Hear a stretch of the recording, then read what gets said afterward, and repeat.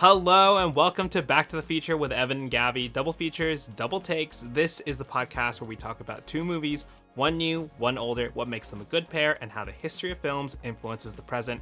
I'm Evan. And I'm Gabby. And today we are discussing Hoppers and Spirited Away. Two films about young girls being transported into a fantasy world with talking frogs. Oh my god. I had kind of I wasn't prepared for so many talking animals again in Spirited Away. Somehow I was just so I hadn't seen it in a while. I haven't seen it maybe in 5 years. And I was so fixated on No Face and I was not prepared for how many speaking animals there were. I know, there's so many. And I forgot it's across the radish. Yeah, it's across. The radish spirit is a big deal. The radish spirit I did remember, of course. Can't forget. Lives in my head. I just know there's the gif of him where he's dancing and he's going woo woo woo woo like that. the radish spirit from Spirited Away is the little spirit that lives inside my brain that tells me to do something bad. That's kind of what I picture when it's ooh, gonna be a little bad. I love it. Oh god. Well, we're recording this before the Oscars. This is likely going to come out after the Oscars. So excited to see the results of that. Thank you all so much for listening to our Oscars predictions episode, the new viewers, the old viewers, what we're now calling shareholders. Our shareholders for tuning in. Our day ones, the ride or dies. Yeah. And if you bought in at the dip, that's okay. You're welcome here too. We welcome all shareholders equally. Evan, besides content about talking animals, what have you been watching lately? Yeah, I have been watching a handful of other movies that we haven't talked about on the podcast. Some new ones, some old ones. But one I'd like to highlight is the movie Go. Go! That's a great movie. Did you just watch it for the first time?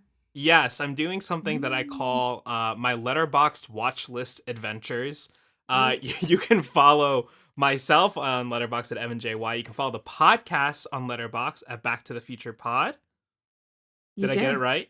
I think that is correct. Perfect. You can also, follow us on YouTube, Instagram, all those places. But on my Letterboxd, here and there, I'll be doing something that I'm calling my Letterboxd watch list adventures. I've added so many movies to my watch list over the last how long have I Letterboxd? For 11 years. Our friend of the pod who also helps us out sometimes on production, Matt Prince, he may have been the first person ever to use Letterboxd. He was the one that taught me about the app, so I've had it since 2016. Crazy stuff. He was a Letterboxd shareholder early adopter, early buyer. Matt was in immediately. Yeah. And look how it's paid off.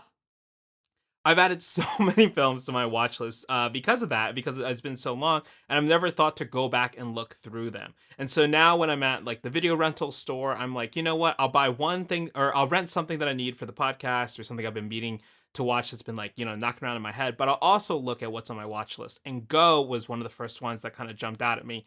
When I was watching it, I was like, why is this on here?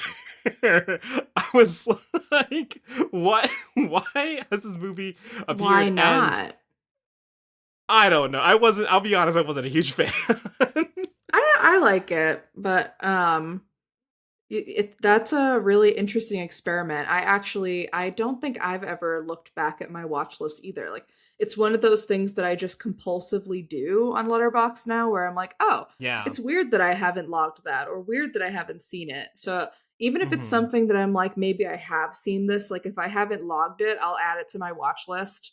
So it gets just really messy. But we need a better way. A great thing. Yeah, it does a great thing where if you do watch something, it will just take it off the watch list. Yeah. So you won't know if you've crossed it out, right? So this is movies that I'm very intentionally going back and checking and watching. If you don't know what Go is a movie about it's one of many Pulp Fiction kind of knockoffs.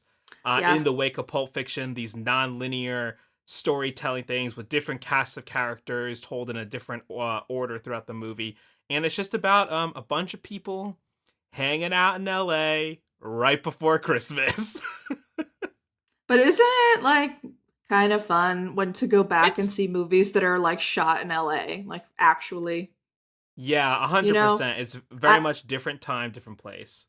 I'm sick of watching Vancouver when it's supposed to be LA. Sick of it.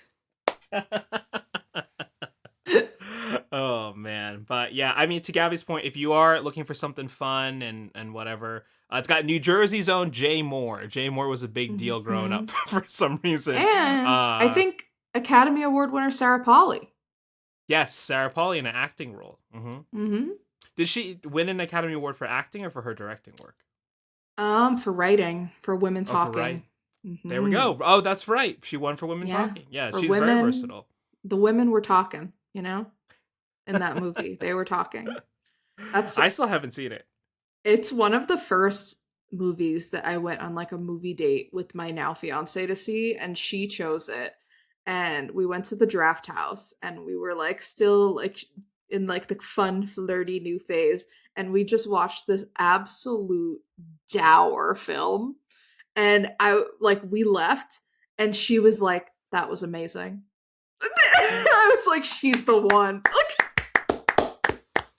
Incredible. To this day, her only like note on that movie was she was like, "There's no way that those women would know how to speak perfect English." I was like, "That's true, but this is a movie." She's like, "There's no way they."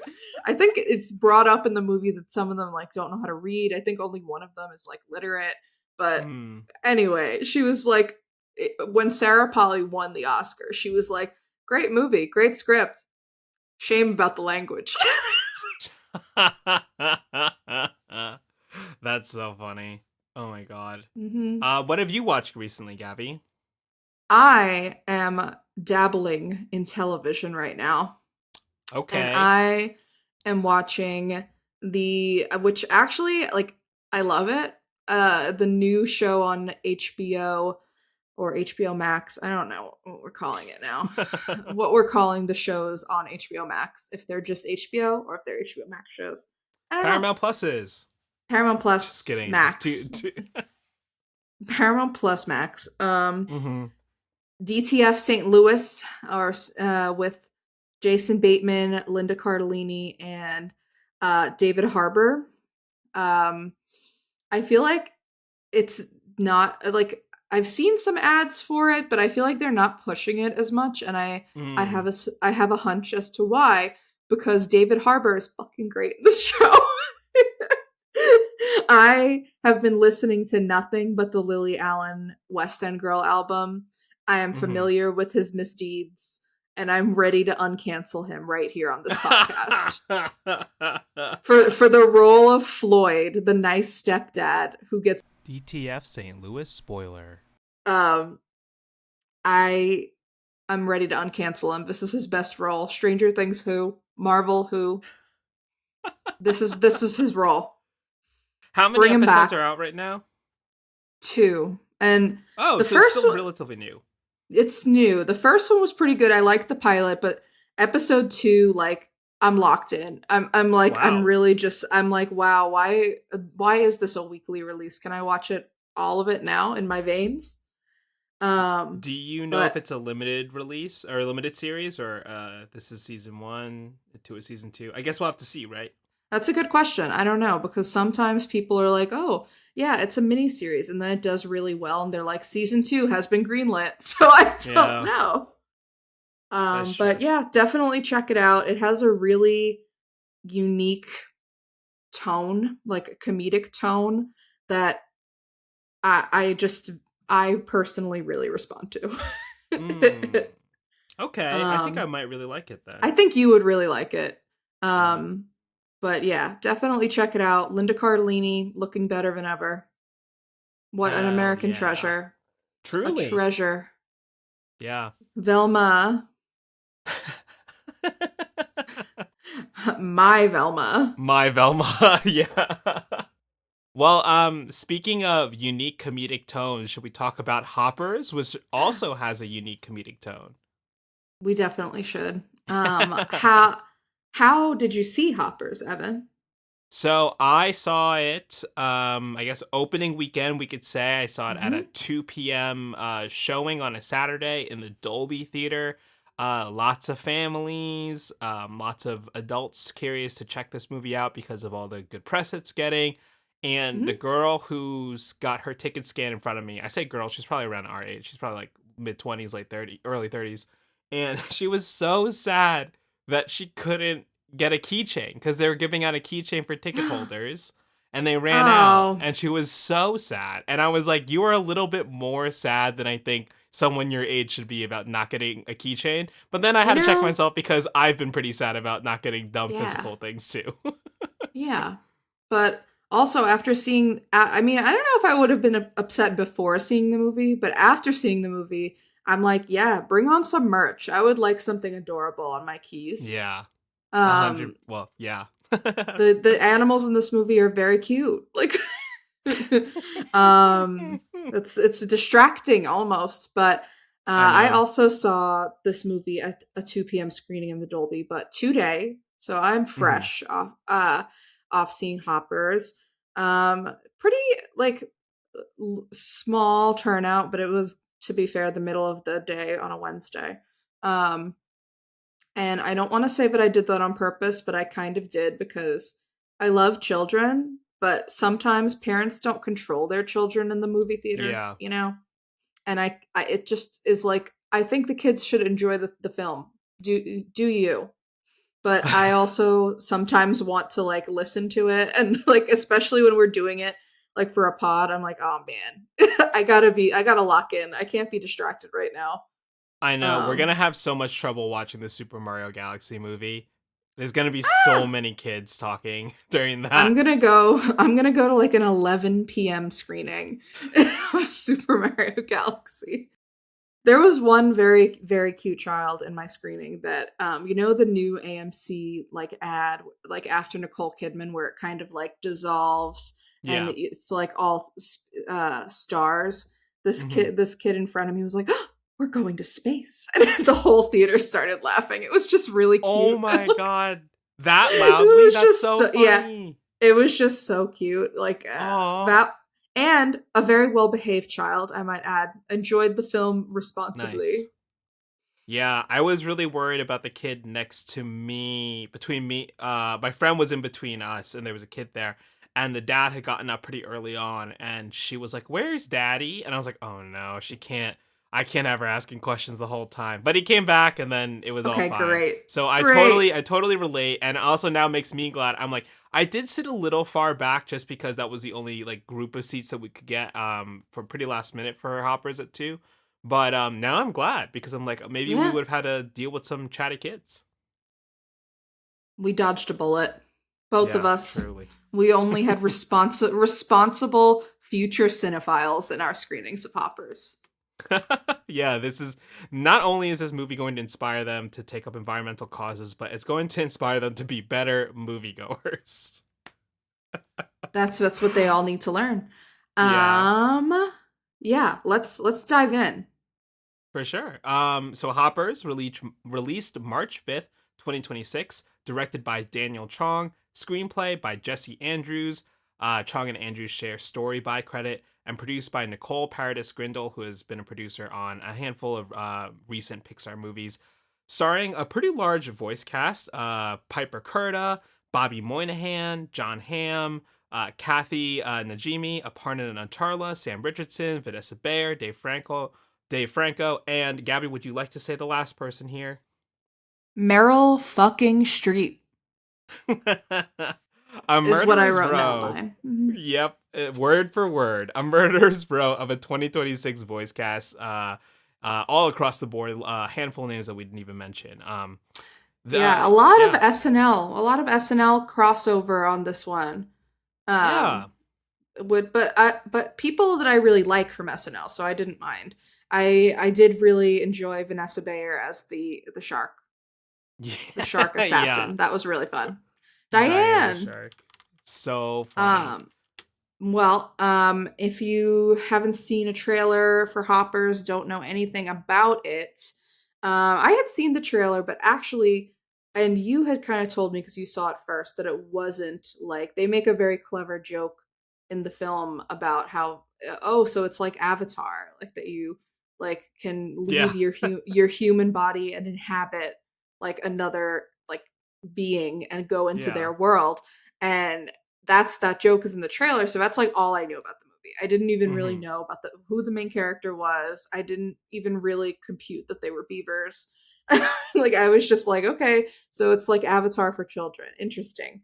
Um, but it is indeed about Mabel, a college student with some latent anger issues that can only be calmed by reconnecting with nature, because her grandmother taught her to kind of feel the things around her when she starts to feel angry. And when this glade that Mabel frequently visited with her late grandmother is threatened by the construction of a new freeway that seems to go nowhere. It seems like it's just a big circle. Yeah. Um, Mabel takes on Mayor Jerry and like humans to save the glade by becoming a beaver temporarily. Does that sound right? Yep. By becoming a inhabiting a robot beaver again, like Gabby That's said, much correct. like Yes. Avatar. It is technically a robot beaver, but it looks so real. And I had real questions about like when they were swimming. I was like, oh my God, can that get wet? Like, I was like, can she Yeah. swim? I was actually concerned. I was like, is she going to start short circuiting? And then poor King George is going to realize that she's a robot and feel betrayed. I Yeah. was stressed. I definitely was also stressed. I was like, when she was having trouble swimming, right? I was like, she's gonna go Oh my God. under. No, but it's because she's swimming like a human. Yeah. Oh, Silly beavers. humans. Um, but I thought this was very cute and very genuinely entertaining and original, like refreshingly original. Yeah. I really enjoyed it and I liked that I felt like at times I couldn't really see where it was going. Like I was Hmm. kind of like, oh, like this is taking a bit of a turn that I did not foresee. Like when they introduced the council, like they do mention that there's an animal council, but that scene with the animal council, lights out. Loved it, loved every So second. funny. So Yeah. funny. And the throughout the whole movie, but like like right off the bat, I was willing to lay down my life for King George immediately. I want to be his Yeah. best friend too. I simply would also love to be his best friend. Leading all of them through the exercise in the beginning when you Oh first my meet him is god. so funny. He's Oh so my good. god. And then all the scientists going, how do you get a little crown on his head? Like, that's your question? And then they sneak into the council. I was like, oh, they all have What? crowns. Where'd they get the little crowns? uh, But yeah, what did you think? yeah, I really loved it. I guess on a very personal note, I am coming up on a year of having lost my own grandmother. So this was a very Oh, emotional movie that I was not expecting to connect with in this way. We spent a lot of time Pixar. together hanging out in It's the that backyard. it's that Pixar knife, man. Like they really Yeah. gotta it's like they show you something cute and they just have like a dagger behind their back for the adults to relate to. Just like Yeah, no, totally, totally. Yeah, but we spent a lot of time in the backyard together, like working on gardening and stuff like that. So it definitely really affected me in that way, and especially the group of friends I was with. There was a lot of sniffling in our corner of the theater. One of my friends had remarked like a Pixar movie hadn't gotten her that bad since like Inside Out, which I think is a high yeah. compliment, right? Because that's Inside Out and Up are kind of like a that's a tear for and Toy Story 3, right? That's Oh like my god. a heater of The a Pixar emotional run right there. Yeah. I mean the first 10 minutes of this movie, yeah, it got me. It was like and I was kind of like, oh, as soon as like we meet Mabel and she's very young. She's maybe like, I don't know, 8 to 10 years old, and she like her parents just drop her off with the grandmother. And she like immediately goes up and hides in a tree, and she's like crying. I Yeah. was gone from that moment. Like like that early, I was like, oh, she's so Yeah. sweet, and she's just like, yeah, misbehaves because she doesn't know how to like express herself. Yeah. But yeah, when as soon as they started lingering on the relationship with the grandmother, I was like, oh, we're Yeah. getting the first 10 minutes of Up again. We're getting up with the grandparents. And Yeah. yeah, it did. It got me. Yeah, I totally agree. But yeah, I think overall the movie. I mean, I kind of hinted at it in the beginning, but this movie is so funny in a very unique way, and we can kind of talk about that in a little bit more detail. And also, just for a movie that again is saying it's not Avatar, but you look at it and you're like, well, it's kind of like Avatar. I was really impressed that the movie was actually wanting to talk about something even broader than environmentalism, and I think it does it in like a really smart and sound way. I think it's executed just strongly enough to really get adults to kind of buy in. I think to get any older kids to kind of ask a lot of the right questions when they feel like that their world is maybe on fire, or they're just a lot of confusing things happening Literally in the on world, right? fire. Yeah. Yeah. Yeah. I think my only little criticism about it, and I this is a movie I absolutely love, but my only little minor criticism of it is that it takes kind of a while to get to Mabel becoming a beaver. It feels It like it take does. like the plotting is a little like, we know she's gonna be a beaver. Come on. Yeah, it does. I mean, I thought that the like that once she does become a beaver, it's like very swift in how it gets us directly to the problem, like Hmm. to the point where I was just like, okay, so surely this is not the only problem.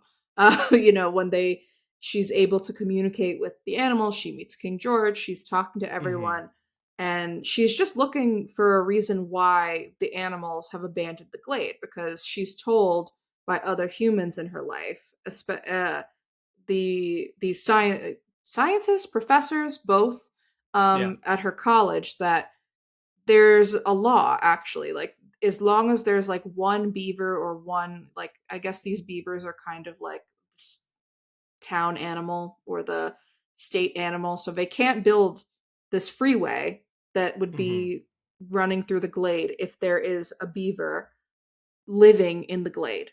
And so Mabel just wants to know why people left or why the animals left. Like, why Hmm. did you leave the glade? Why is it empty? And we find out the reason why, I thought, pretty easily. And I was like, okay, this can't be the only issue. Oh, And that's it's true. It not. does. Yeah, it does happen quite early, right? And then it kind of snowballs into something else. Yeah. Yeah, but I really loved the snowball. Like, I was really in for just like it kept taking these turns, and it wasn't afraid to be weird. Like, I mean, the Yeah. concept is weird as is, like, like just on its face, like humans are inhabiting robot animals to try and get closer to animals. It's a weird concept. But the humor that I like you were alluding to earlier, yeah, it's not afraid to be weird. And I really liked that. Yeah, I mean, even though it does take a while, to get to her, in my opinion, it takes a while to get to her becoming a beaver. And that part of it can be a little bit confusing for kids. I think they do such a Probably. great job where they go, we put this into this, we put this Yeah. into this, like to the Yeah. brain, to the animal, They to the brain. they It's say it like so funny. 10 times, and it's really funny. And Um then when she dives into the beaver and then she's running around, she's like, "Bah, bah, bah, bah, bah, bah," and then all yeah. these animals are saying random jokes and stuff like that. Oh, it's Yeah, so funny. it's really good. Yeah. It's really well written. It's just really specific, like, and I think that Hmm. the best writing is just really specific. Especially when it's comedy. Like, you got to stick to your tone the whole time, and I think they really do here. Like, they stick to their guns, and they're like, yeah, it's going to be a little weird. Yeah. Get on Yeah. board. Like, even the Jerry character, like the mayor, like at first I was a little bit off put. I was like, okay, so he's like cartoon villainy kind of. Like Mm-hmm. he's a political figure that is trying to like, boost his numbers and like all this kind of stuff that's very familiar to adults. Yeah. And I was like, okay, that seems a little simple, but they go into a familiar place with it, or like to like an Mm-hmm. other territory. The scene towards the end of Jerry in the car with the animals is incredible. Is cinema. Like, where they're like communicating to him via the phone. yeah. Hmm. Yeah, They I like love it. use the talk to text. Yeah. I loved it. I was like thinking that we should start this podcast off by going beaver, beaver, beaver, beaver, chop wood, chop wood, chop wood, Lizard, potato, beaver, lizard. lizard, lizard. Your life Which is in danger. I'm really glad. I don't know if you knew about this, Gabby, but the lizard was a meme after it first got introduced in one of the Hoppers trailers or Hoppers promo stuff. The lizard No. became a huge meme of just slapping something, going No. lizard, lizard, lizard, lizard. And I'm That's what really this is glad. from. Yeah. I've seen that. That makes so much sense now. Oh my god. I'm glad they didn't lean into that more because I mean, people online were like, "How much do you want to bet Pixar is adding the lizard more into this movie?" And I'm like, "Oh, I feel like maybe if I'm like watching for it." But I'm glad that there wasn't really a dedicated like shot of him going Of lizard, him, lizard, lizard, lizard, lizard, lizard, lizard. lizard. I appreciate that that's the note that the movie goes out on though. It's just like that Yeah, that's true. that there still are ways to communicate, and like if you're really looking for them and if you're really like able to put a connection, into Yeah. practice. There's still a way to do it. But um yeah, all in all I thought it was really well executed and really smart. Which, it's been a hot minute since Pixar has done something original that is this Yeah. um well conceived, I want to say. Like just they've done a couple of original movies lately, but not a ton. I think is Elio the only one that they did, which they put like zero effort behind or marketing, and then they were just like, it Yeah, flopped. I mean, I think it's coming off the heels of a lot, right? So we can start with 2020, right, when the whole Pixar thing kind of started falling apart when everything started getting released on Disney Plus, right? Became less of like Hmm. event things for kids to go to. Some of that is, due to real world circumstances, but some of that is just kind of due to, I think, generally the industry as a whole not seeing a lot of value in animation. And it's only That's until true. movies like Spider-Verse, where that tide is starting to change, DreamWorks leading into that for Puss in Boots. Even the new movie Goat kind of has a kind of Spider Verse Go. style, and it's up to Pixar to kind of try to like do they maintain their 3D stuff or like do they rely on their sequels? And I think Hoppers is a great notch in the right direction of like this is strong original storytelling that can still be that can still have a very concrete message, but that is broad enough for all people to recognize that there's something important. 100%. I think so. Uh, Just really quick. So 2020 was Soul. 2021 was Luca. okay. 2022 Turning Red. 2022 was Lightyear. Then 2023 was Elemental. I think Elemental kind of bombed in the Oh U.S. god. and Ugh. but it took a while for it to find an audience, which was like more international, right? Have you seen that one? I've seen Elemental. I Okay. actually do like it, but I'm not someone who's gonna be What? like, I'm not gonna be like, I'm a stan for Elemental, but I do like it. I mean, I like it as kind of like an immigrant story Oh and my god. disappointing your parents, stuff like that. Very familiar with all those themes. But What but do I'm you not gonna say I'm mean? not gonna be out here and stump for Elemental. I think Elemental is the most ridiculous movie I've ever seen in my life. It's I watched it. I think I watched it at home, but I was just like, yeah, I'll give this a try. And I was like, okay, so the fire people are Asian, and the water people are clearly black. And I was like, why are we doing this? Like it's just like a weird race allegory on top. Like you're giving it like a really nice spin, but it's also just like there were so many racial allegories that I was like, should I be watching this even? Like I'm a little uncomfortable just sitting here. Yeah. Well, and we have Inside Out too. We have Elio, and Elio went through some major rewrites and restructures. But I think Yep. to your point, right, with about Elemental and everything else, is that like the themes were starting to become maybe a little bit more like adult, maybe stuff that kids couldn't really grasp onto in the Yeah. same way, And also more ham-fisted, like Yes, less, exactly. like we had kind of lost the subtlety that came with like the original.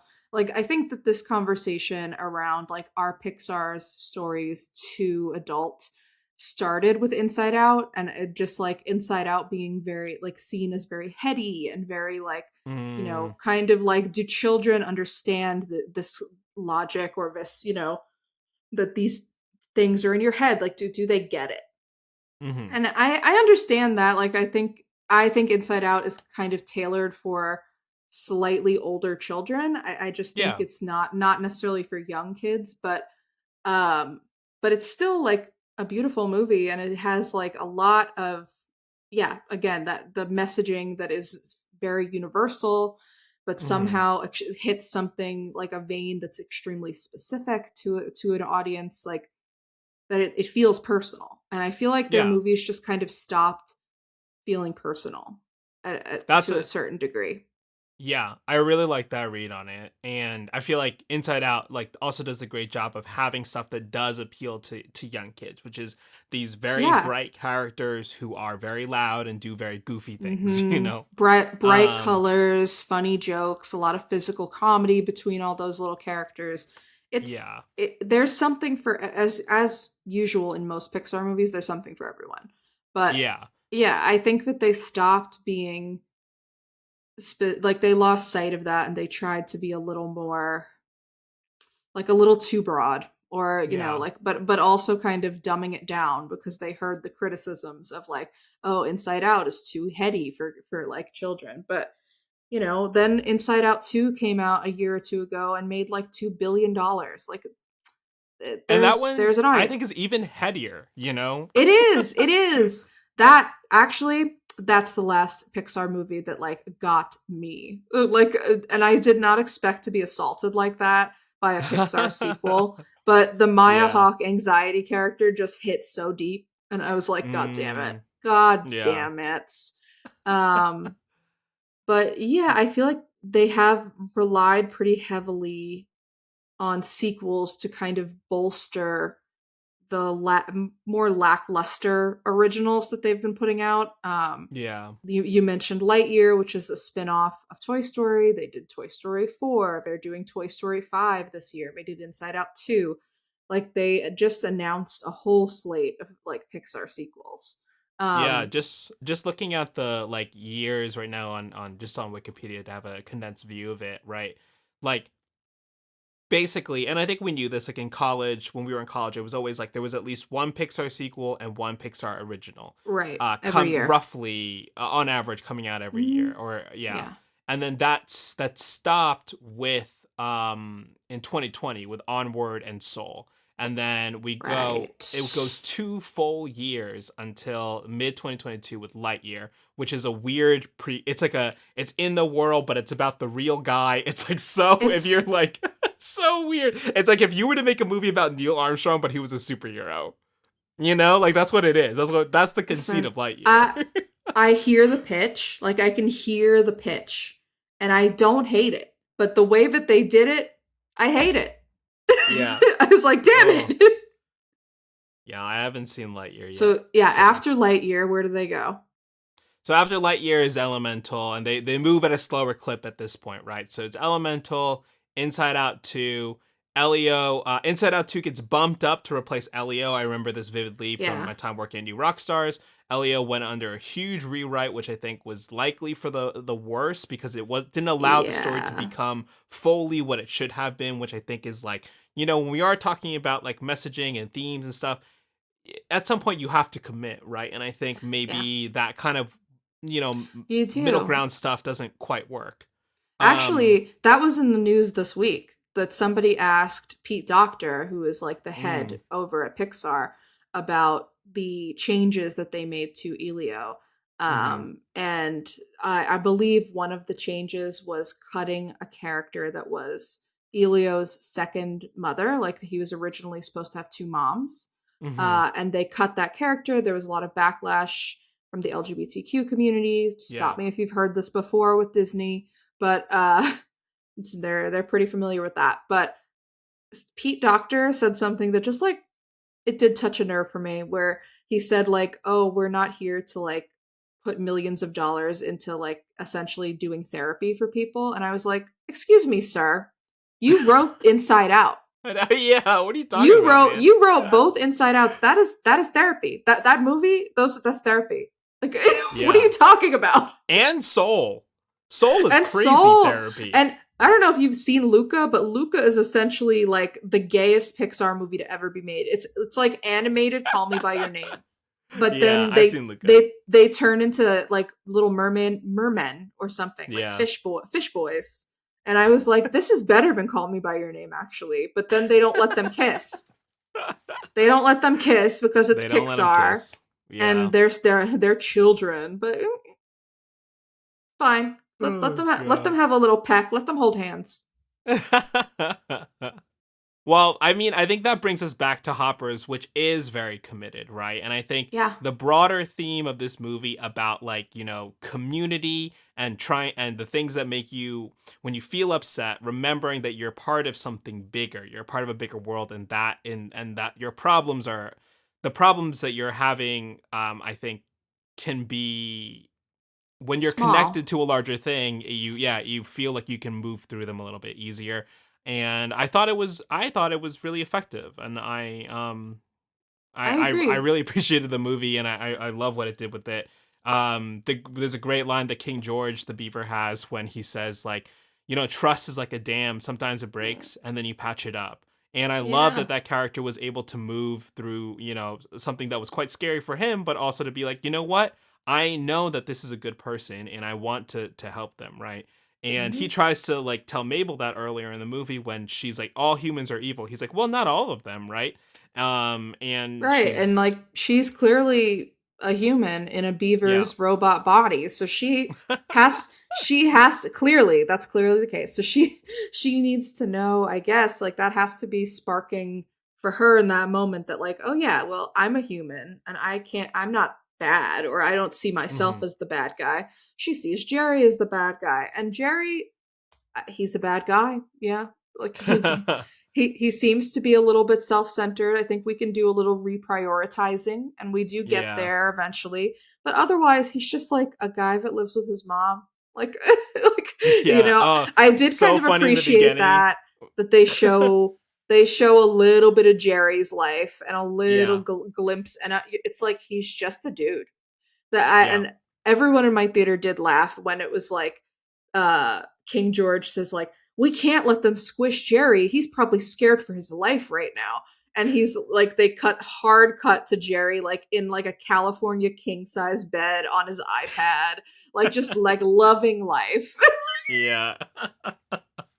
I mean, so the voice cast of this is so good, and I really Bobby Moynihan and John Hamm like like to me like some gut punches of lines too, right? When John Hamm is saying like, "Well, you're here and I'm here. Let's figure this out together." And I was like, Yeah. "Oh, beautiful." And also just Piper Curda.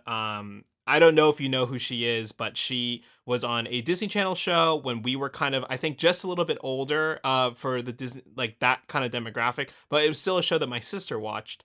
Hmm. And this was right, before kind of like representation and was a bigger movement of like, in actors and things like that. But for me, I was like, oh, this is cool. Here's like a young Asian American actress. Like we just have Brenda Song, and then she did Social Yeah. Network, and like, what is Piper Curda gonna do? And then she kind of didn't do some stuff, and I was kind of bummed out when I was like, well, look, there's all this like representation in Hollywood. Like I wonder where this girl went who had such a platform to just go to the next Hmm. level. And it was great that she was able to return for this. I think the director Daniel Chong, he had seen her TikToks or something, and she Hmm. does a great job. She's so good in this, She's and I was amazing. just like so happy for her. She's so natural. Like her, Yeah. all of her like intonations, like is just so like I couldn't place the voice. I did not know who it was. My like for a second I thought it was Greta Lee, but then I remembered that Greta Lee is in the new Toy Tron Story. Ares, baby. And the new Toy No, Story, yeah. she's like the villain of the new Toy Yeah, Story. She's like she's the voicing an lily pad. iPad. Yeah, the Yeah. lily pad. Um, and no, I couldn't place her voice, but I was just like, damn, this just like sounds so normal, like natural Yeah. and like effortless. I was like, this has to be like a more seasoned actor. And Hmm. I'm pleasantly surprised that it's not. Like that it's just like somebody who's acted before but hasn't done anything like this before. Yeah, yeah, and I'm excited to see what other opportunities come her way now because of how much she brought to this I'm project, you hyped. know? I am Yeah. hyped. I think that this movie, it's doing pretty well. I mean, it is the best reviewed Pixar movie in a really long time. I'm curious to see how much it can make at the box office. I mean, I think that kids movies tend to have legs, in theaters because usually there aren't a lot of kids movies coming out all at the same time. But we do have Super Mario coming up uh Yeah. pretty soon. So we don't know. Inevitably. Inevitably. Yeah. Somehow Bowser returned. But uh yeah. but I'm curious. I think that this movie also like kind of cleverly leaves open the door to do more in this world if they do go down Mhm. the Pixar sequel route. Just with the doctor having all those inventions and like, Yeah. it sets up that Mabel is going to work for her. I was like, okay, we're good here. Like we can explore a different invention in Yeah. every movie. I see They the could the framework. Yeah, they could rebuild the beaver suit, or they could. I mean, I we'd be remiss not to say that the invention that the doctor teases at the end is likely the collar that Doug the dog wears, and Up, right? The Yes, talking that's dog true. The collar. talking dog collar. Yeah, Um, so did she invent it? I don't know. More credence to the Pixar theory definitely helps the Yeah. Pixar theory heads out there connect Mm-hmm. all the movies in one shared Connect them, universe. connect them. Um, but I kind of like don't mind seeing more. Like, this is the first time that I've kind of seen a Pixar movie in a long time where I'm like, I don't mind seeing more of this. Like, I Yeah. like if this becomes a franchise, I don't mind at all. Like, it's not like not to offend you, Evan, but I think I would walk into the sea if I had to watch another Elemental film. That's fair. I mean, hey, I wouldn't blame you. You know. Yeah. Again, if you walk into the sea, the boys from Luca will save you because They that all the movies are will. connected. You know. Uh, so I think just to look ahead in Pixar, we're talking about original storytelling. Both of us love this movie. Next up for Pixar, they've got Toy Story 5, which I think will be a little bit more in the direction of um that kind of, hammering home the message, which I will be did a see little the tough, I think. trailer. I saw the trailer for the new trailer for the first time ahead of Hoppers, and Hmm. I love like Toy Story. It's a very special place in my heart, and like it Same. was like for basically any person our age. Like we're Yeah. we're in the bag, you know. Yeah. I can't wait. Like it's one of the franchises that I'm like I will show my kids Toy Story. Actually, like Yeah. I feel like that's how Star Wars dads feel. Yeah, I mean, It's it's like quite similar. how I feel about Toy Story. But I saw the trailer and I was just like, okay, this is I think it's like borderline genius to make the villain an iPad. I think Hmm. that's really smart and really topical, but just I was like this can go a lot of ways. And Yeah. this like this can be a lot of different tones and Yeah. the trailer is very broad. And I was like, I don't know what to think of this. it I mean, I will say the remix or what have you of You've Got a Friend of Me, that really got me. It I was like gets a little me. emotional. I was like, oh man. But it's really tough because I've seen the trailer a few times, and when Tom Hanks just goes, but tech is everywhere, or whatever Oh, he says. that's when I audibly laughed. I was like, Yeah, it's bad.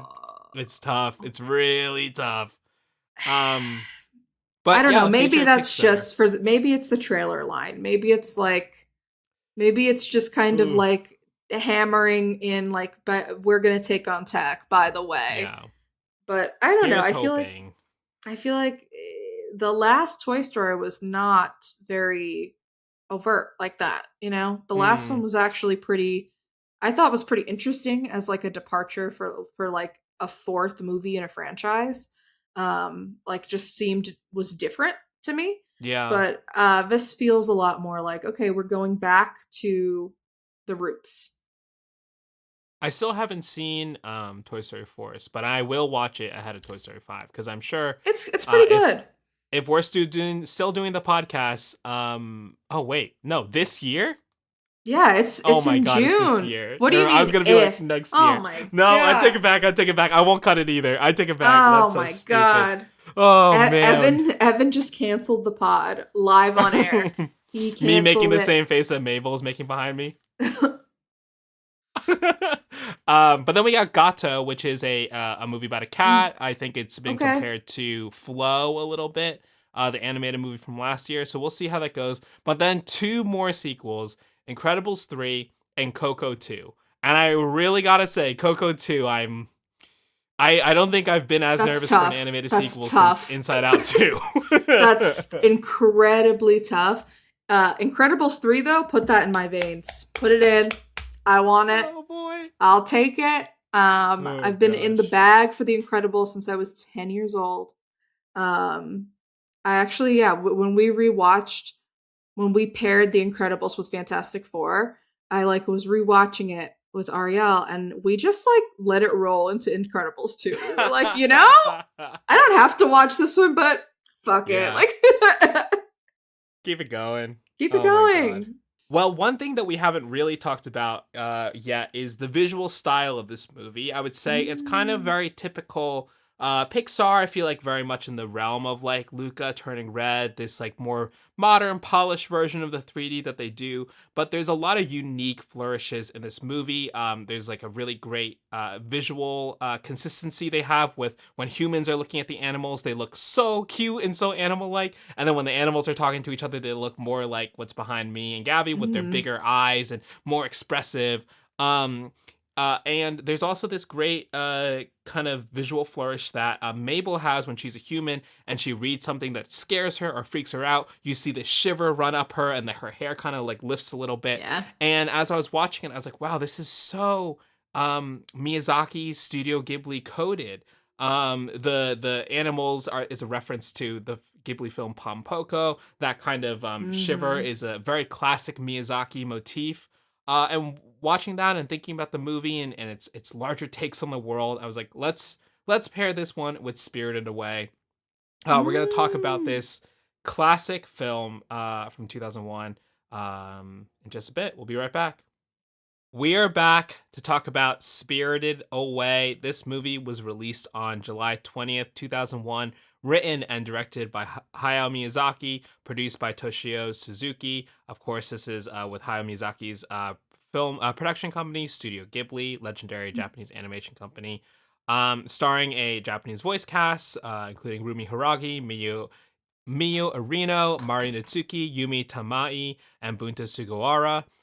This English dub voice cast. This is kind of just before I think this was distributed by Disney, I believe, in the U.S. But Yeah. before Disney was really pumping in like big star power Disney Channel stars into the Ghibli dubs, of which you will see Mm. more of if you keep exploring into the mid 2010s.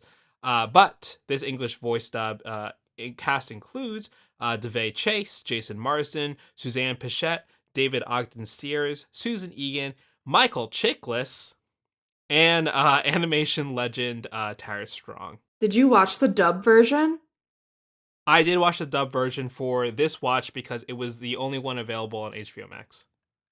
Okay, subs not dubs, but yeah, okay.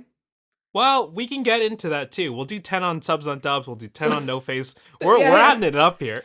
We got this. We really We got got this. this. Yeah, we said shortest podcast ever. We'll see. Keep it tight. Uh a tight hour 20. That's Um box office is huge for this movie. yeah, huge. 396 million at the box office against a budget of 19.2.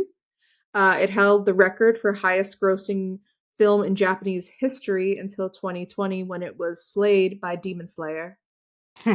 Nice, nice. Mm-hmm. So currently, Hoppers has made $94 million worldwide. Whew.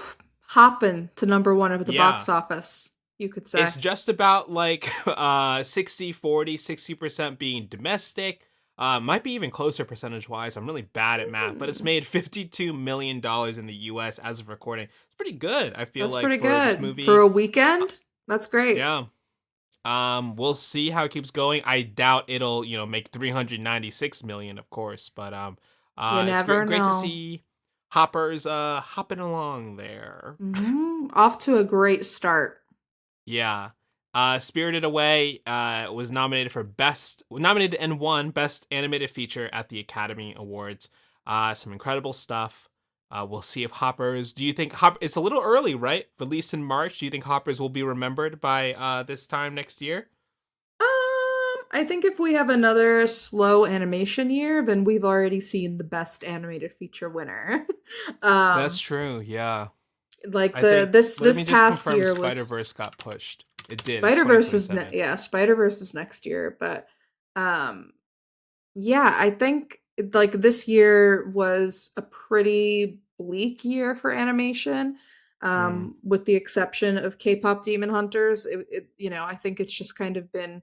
I've heard a lot of people talking about that and just how, that was the bright spot of the animation year. And um, I will say, like, as movies go, I feel like Zootopia 2, even though I fell asleep for 10 minutes, might have been a better film than K pop Demon Hunters. But when we're talking about cultural impact of these movies, I mean, K pop yeah. Demon Hunters is going to be some kids' Toy Story, Oh like we were, yes, a right? 100%.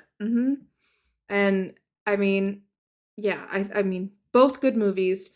There's always Yeah. like some good movies in the pile, but it seems like we're already kind of off to a more crowded start. We've had Goat already. We have Hmm. Hoppers. We're about to have Super Mario. We have Toy Story And 5. then Like Toy Story they're 5, yeah. yeah. So I don't know. I think it could go all the way though. If it makes a good amount at the box office and kind of has like a lasting place in the culture, even if it's just the lizard. I think Yeah, that could Lizard. take it. We could be talking about Yeah. Hoppers a year from now. We could be hosting the FYC Hopper screening. Call me. PR people, let Call us know. us. This time next year, who's to say? We're January in. 2027, We're in. you know? We're in. If you haven't seen Spirited Away, this movie is about a young girl named Chihiro. Her and her family are moving to a new city. On the way, they stop by what looks like an abandoned amusement park. And as they walk in, Chihiro's parents eat some food and transform into pigs. Yep. And Chihiro is transported into a fantasy world as she is trying to navigate that world and rescue her parents and escape. Um, Gabby, I would love to know what your relationship is with Spirited Away. Hmm. Good question. So I think for most of my childhood, I did not see the whole movie because I was afraid. Mm, yeah. Um, I was definitely like I knew who No Face was, and I was afraid of that being. I was like, no, that's not. I no. Also, I was just like a noted wuss at watching any like scary movies, especially as a child.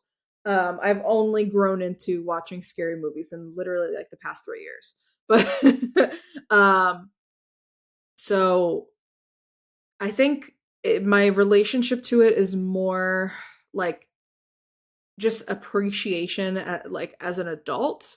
I think Hmm. the first time that I watched it all the way through was during COVID, and I was watching it while on the phone. I used to have these like I lived alone during the pandemic, so I didn't have anyone to talk Hmm. to. So I would just spend a lot of time on the phone, and called. I would have movie dates with our friend Brian Hmm. in New York, and he would like press play on a Studio Ghibli movie at the same time as me because he couldn't believe how many of them I hadn't seen. Um, so I guess it has just like a soft spot in my heart for that Nice. reason, but Yeah. also, yeah, I think that my appreciation for it is very deep, and I think that an incredible accomplishment, but I Hmm. don't have the same attachment that a lot of people have to it from like seeing it as a child or seeing it, at a younger age. More Yeah, impressionable. that I love that. I want to circle back to that as well because I love that point. Um, I just want to ask while we're on the topic, then, what is your favorite Studio Ghibli movie that you've seen? That's a good question. I love I want to say Spirited Away, but I think that the real answer is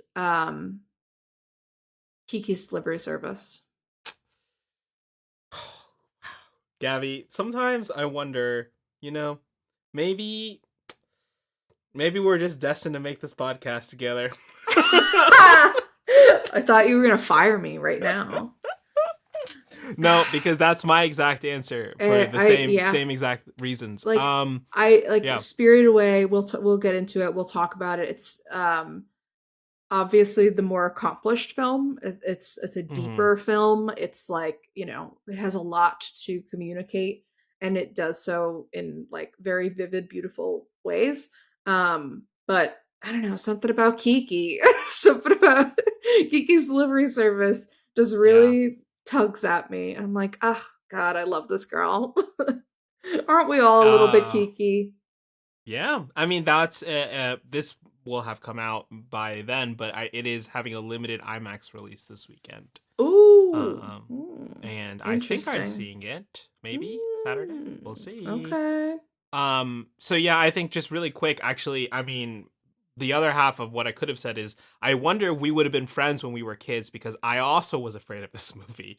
But I was so excited to watch this movie, and I remember getting it as a Really? DVD gift Mm, from I think either a friend or a relative, and I was so excited to get it on my birthday because I'm like I've seen posters. It's this anime thing. I like anime. I watch mhm. Dragon Ball Z. Yeah. I watch Pokemon. And my dad was like, I think he read the back of it or something, and he was like, "I'm gonna watch it first, and I'll let you know if you can watch it." I was like, "Okay, fine." Mm. He watched it. I to this day I kind of try to picture my dad watching this movie by himself at night, in our living room because the next morning I was like, "Can I watch the movie?" He's like, "No, you're gonna be too scared." And I was so mad because I'm like, ah, and I was like, but I was as a kid, I used to be so scared of things that I was like, I guess I have to trust him. And then whenever I finally first watched the movie, I think similar to you, I caught like parts of it, and I think it was maybe live on TV, maybe even Cartoon Network or something. And I remember watching it and being like, wow, my dad was so right. I would have been Yeah. so scared. Yeah. So I've seen it multiple times since then, both dubbed and subbed. Either at rep screenings or just with friends at a friend's house or something like that.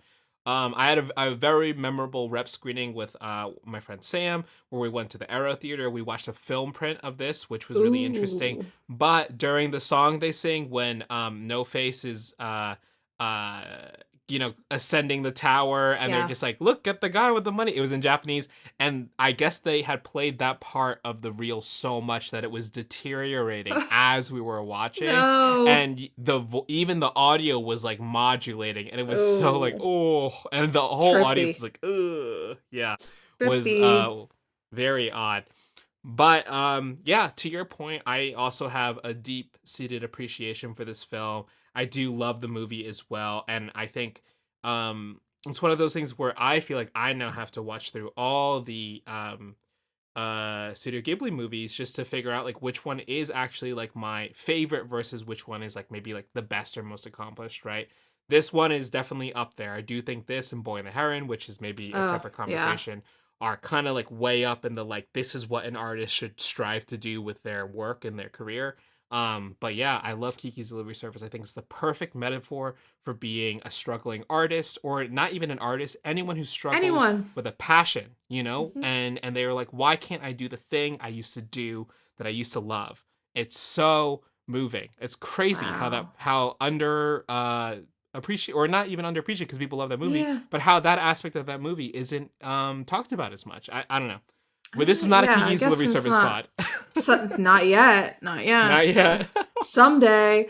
Um But yeah, I mean, also just as an adult, yeah, really relate to Shihiro, because Mm-hmm. I too was moved from where I grew up as a teen, Mm. and I too wished that my parents would turn into pigs at some point. Uh, No. during that move, I was really angsty. I was really mean to them. Mm. Yeah. Teen problems, Teen um, problem.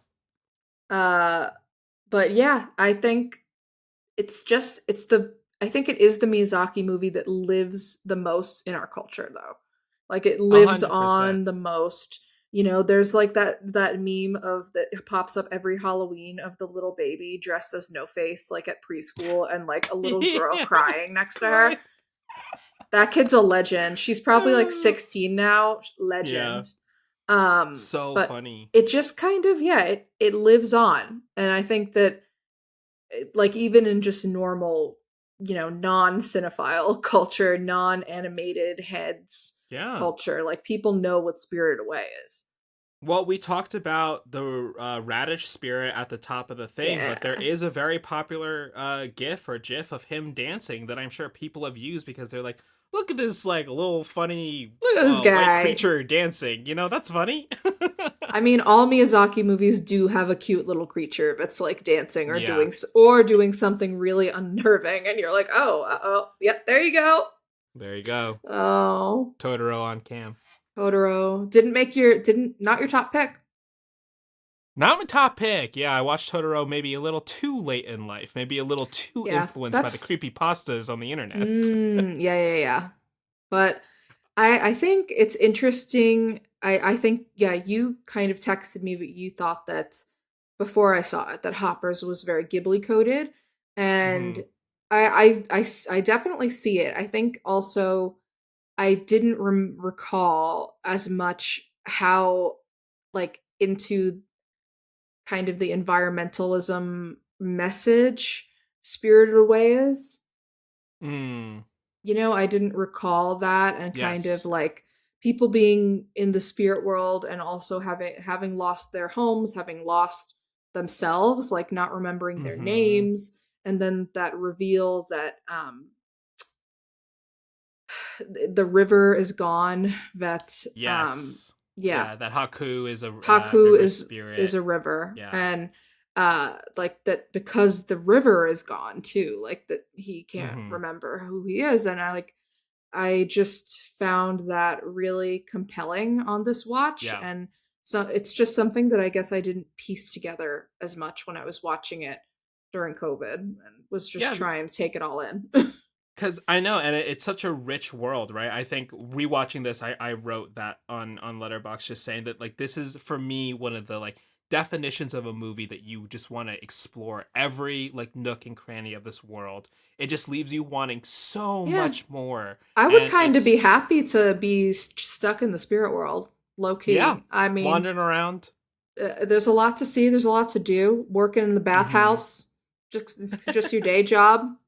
Yeah, you're just like hanging out. It's like, why do these people need gold? They're here all the time, and none of them ever leave. So what's going Yeah, on? You know? what does the currency in the spirit world mean? Hmm.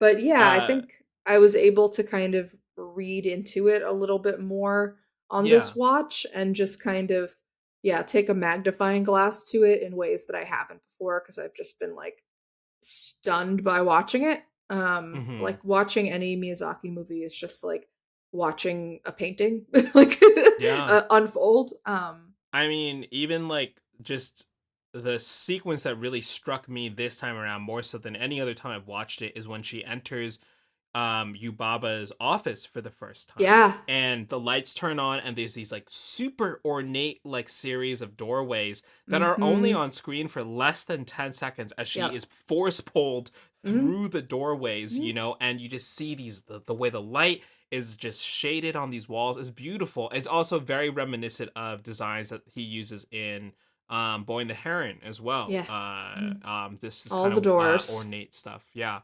Ugh, I But love to Boy your and the point, Heron. Gabby, earlier, I feel like the link of this movie, as far as when it comes to themes, and like we have the on the one hand this environment aspect where there's another river spirit who needs to be cleaned as well, and just like the importance of taking care of the world in spirit form, and what that means in the real world.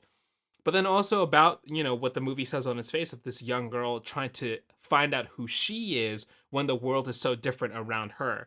Right. Can she depend on herself to be someone who can accomplish things, can move through this world when it's changing all the time, right? And just finding herself, and getting to own her name again. And I Right. think that is like what Mabel is trying to find as well in Hoppers, is just like, this world is so crazy, but if I know who I am, and I can be in touch with this world, then I can make it. Right. And also finding yourself on your own, Yeah. like Yes. Chihiro, obviously, like her parents, they're pigs. They Mm-hmm. can't help her. And, she's partially trying to save herself, but also save them. Yeah. And Mabel is just, struck with the loss of her grandmother, who's clearly so important to her. They make it very clear that she's closer to her grandmother than her parents, that her parents, Mm-hmm. live across the country, and, but Mabel chose to stay there. But, Mm-hmm. once the person that you're staying put for is no longer with you, who are you? Yeah, and So, she's faced with this idea that if she loses the glade too, that whole form of right. connection feels like it's gone, right? Yeah, and that is Um. kind of like the glade is like a spiritual place for her. Like, Mm-hmm. it's kind of is her spiritual realm, that she Yeah. goes to sit and like reflect on, yeah, things that are bigger than her, as they say in the film. And it's almost like, I mean, this is very like just me trauma dumping as somebody who was like moved as a kid, like to Mm-hmm. someplace new um and different, was just like finding who you are in a different place, Mm-hmm. and realizing that things are going to change, but you don't have to, Yeah. but you need to know who you are, and like you need to kind of make peace with who you are and find you know yourself in order Mm-hmm. to feel comfortable and at home in other places, even if it's a bathhouse in the spiritual realm. Yeah, or a rock that you sit on, and overlook a Yeah, glade a in which rock. has completely burned down, but it has come back to life, right? And like the world may change, but you know who you are, and you know how to interact with the world because of it. And I think that's what both of these movies are so uh, um, you know, They're uh, just very, accomplished at doing that. yeah, they're very well executed and Yeah. just extremely poignant in that way. And I think that it's one of those things that like it's so simple, Hmm. but it's something universal. It is that Pixar thing of like they identify something so simple and universal and personal that Hmm. it will strike a chord for like basically every human that sits down to watch it and give it its time. Like you can map something of your own experience onto this Yes. character, onto Yes. one of these characters, and it's incredibly hard to do that.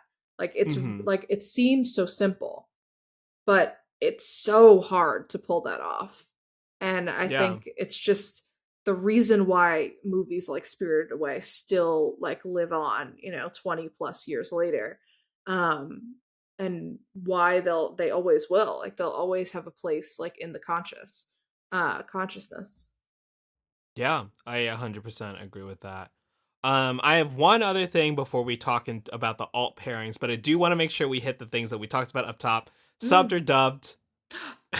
I'm a sub Listen, person, but that's I just me. understand. I understand the sub thing, and I will almost always see a animated film subbed. This is specifically animation, right? I don't Mhm. want to go see the dub version of Worst Person in the World, or Sentimental Value. Oh, This no. is specifically animation, That just but shouldn't I will, exist. But and it probably doesn't. I will always see the sub version first. My only thing about seeing the dubbed, which I will advocate for, is yes, sometimes there are bad dubs. mhm. Dubbing has gotten a lot better in the last 10 years. Even I was making fun of the Disney stuff, they still have picked some really great voice actors to do some dubs recently. Mhm. That being said, if you are going to watch a movie like Spirited Away, something that is going to be, or a Makoto Shinkai film, another accomplished Japanese animator, or Momoru Hosoda, Mm. you want to, sometimes I want to get lost in the actual visual of it and not be reading Yeah. the lines and then look up, right? And so those are the times where I will choose to just watch the dubbed. I own a lot of my favorite animated movies on Blu-ray, and so sometimes I will just put on the dub because I want to just watch everything. That being said, I Yeah, do miss some of that the makes sense. nuance of the performance, but That yeah. makes sense. Yeah, I think I'm with you. There's sometimes when I just like wanna bask in like watching the visuals and, Hmm. not worry about reading, but I don't know, for this viewing I really wanted to comprehend the dialogue the best that I could and just like focus on the story and the theme. But um yeah, that's a good point. Good point. It's a good tool to have, but I always will advocate to see the sub version first. Yeah. Um Yeah. like the way that you said, like always. I think that it's just like just to jump off, Yeah, to you're getting it understand the in as story. close, exactly, as close And to you the can go intended back format. and read it otherwise or watch it otherwise later, but yeah, I'm just always going to want to know what I'm watching first. Yeah. Yeah, definitely agree. And then No Face. Listen, I watched this movie now a few times. Is he trying to eat her? I don't get it. I don't know if he's trying to eat her. I think he's trying to like take her soul. I don't know. Like I mean, he similar. symbolizes humanity's greed, right? He Or the does. greed He of, is he you know. is a greed monster, and maybe he's like trying to take that greed away from her. I don't know. I always kind of just took it as like she doesn't belong there, and she's like a symbol of like the other world too much or Hmm. something like that.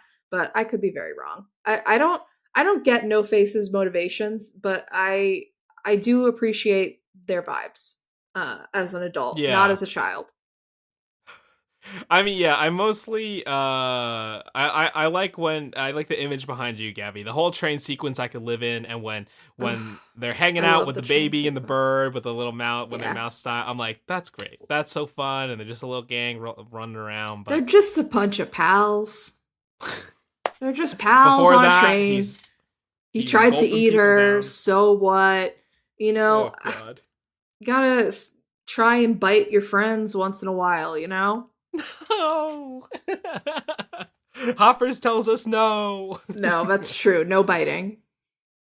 All right, before we move on and talk about alt pairings and wrap this up, I just want to show you and also just a reminder for myself to add this into the edit, if it Oh, will let me, is we'll this see. this is Oh a my sample. god. Have you seen this? So Yes. this was the 2D test that Daniel Chong did for Hoppers. This was created 6 years ago when the film was in early Wow. development. This is very Ghibli, That's Ghibli. Japanese anime coded. Just down to the way the water looks and the shading on the trees in the top right. Oh, Yeah. I wonder if Hoppers would have been. I would have loved to see a Hoppers that looked like this, right? But I will Yeah. say, I think the I think that's humor just not of Pixar Hoppers, though. yes, and the humor of Hoppers works better in the 3D than it would in this. Yeah, I totally agree. Really happy to see Daniel Chong thriving. Uh, Hmm. if people enjoyed Hoppers, they should check out his show We Bear Bears. Love it. Yeah. Love the show. I was working in animation briefly when I first moved out here, and I remember my bosses telling me that like they were like we want Daniel Chong. And they were like we want him and I was like for what, and they wouldn't tell me, but I think by then he had already kind of signed with Pixar maybe and they Yeah. were too late, but I had to watch a lot of We Bear Bears to kind of like be familiar with him and his style, like because my bosses were so interested, and I was like, Hmm. this guy's going somewhere. I like it. Yeah. so I know it took, yeah, like you said, 6 years since that test, and probably since this movie started development. But I'm really glad that there's a product like this, that this is the finished product, Yeah, and that it was able to be seen through so exactly. smoothly. Mhm. Yeah, definitely agree. Um, All right. Talk about some all pairings really quick. Yeah. Avatar, duh. We were also talking about some other kind of like environmentalist movies. Fern Gully came to mind as Yeah, well. I Um I threw I threw being John Malkovich at you, and you said no because apparently you have some baggage with being John Malkovich. I'll just say, I mean, I wanted to keep this movie a little bit more like, or this podcast more like kid focused in general. So, I mean, I was even like, you could do the right thing, you know? You could. You definitely could. That would be a wild pairing for children. To Yeah, do, I think that's even worse actually than being John Malkovich. But I don't know. Being I John Malkovich is just it's a movie that I feel like I should love, and I don't. sure. I like it. I don't love it, but I've only seen it twice, and I was like, okay, I should go back and watch it. And this movie just reminded me of like, yeah, the whole like being in another being, being in another body. Sure. Do you like Charlie Kaufman's Netflix movie with Jesse Buckley? What is it called again? Oh, I'm thinking of ending things. Yeah. No, Okay.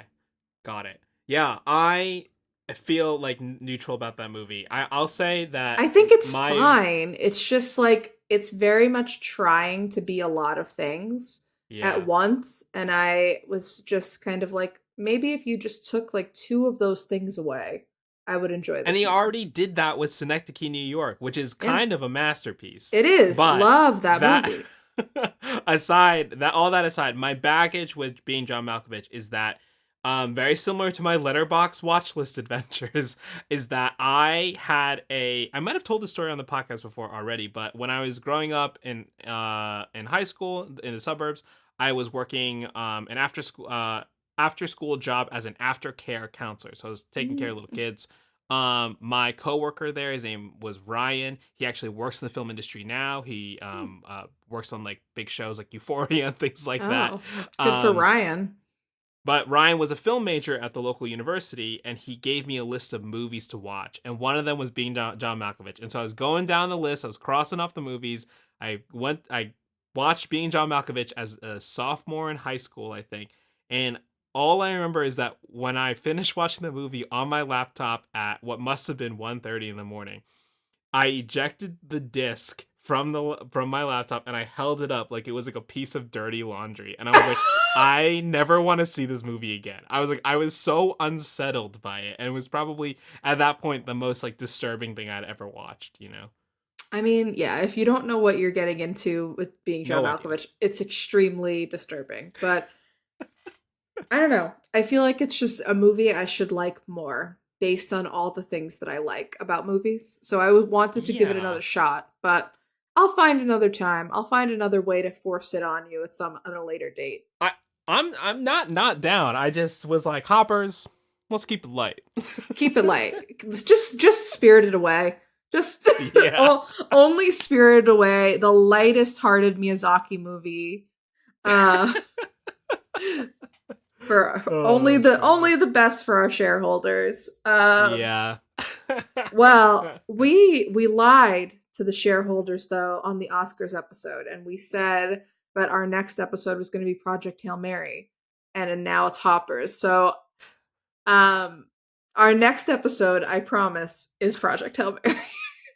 Unless I finally release the bonus episodes. Oh Because my we've got god. 2 bonus episodes in the can We right now, do. We right? now We have two have bonus episodes. No, what don't was tell that them what movie? it is. Don't Okay, tell okay, them. okay. Yeah, you have to listen to the rest of the Yeah. podcast to figure it out. You'll Yeah, know. You'll figure it exactly. out. You'll Yeah. you'll know because they came out so long ago.